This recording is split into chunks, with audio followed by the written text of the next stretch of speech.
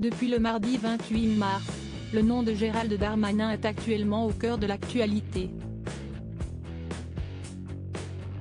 Seulement, ce n'est pas pour ses prises de parole ou encore pour ses choix que le ministre fait récemment parler de lui. C'est sa nièce qui a récemment été mêlée à une affaire judiciaire. Pour preuve, comme l'avait révélé RTL, cette dernière a, dans la journée du 28 mars, été placée en garde à vue avec son ex-amant, un gendarme, dans le cadre d'une affaire de consultation illégale de fichiers.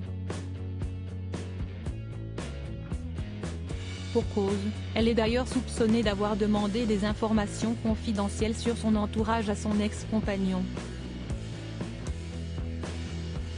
Mais voilà, ce mercredi 29 mars, le journaliste François Vignol a réussi à obtenir d'amples révélations sur le sujet.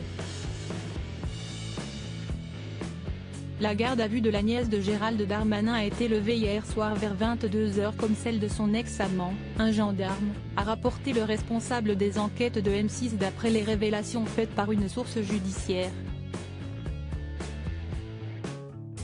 Et toujours d'après les informations qu'il a obtenues, la nièce du ministre ne devrait pas être poursuivie pour recel de fichiers de policiers.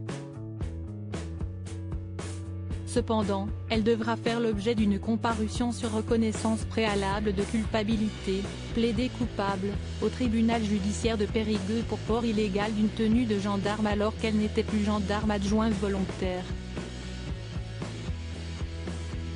Supérieur à Gérald Darmanin, François Hollande. Ces politiques dont la vie privée a été chamboulée en 2022, qu'en est-il du gendarme ? En tant que gendarme, l'ancien compagnon de la nièce de Gérald Darmanin a, quant à lui, plus de répercussions judiciaires à venir. Toujours sur Twitter, François Vignol, co-auteur de Gérald Darmanin, le baron noir du président, a ensuite développé quelles sont les charges qui pèsent encore sur le gardien de la paix. Le gendarme pourrait en revanche être poursuivi devant la justice pour avoir consulté des fichiers de police à des fins privées et être sanctionné administrativement, a révélé notre confrère.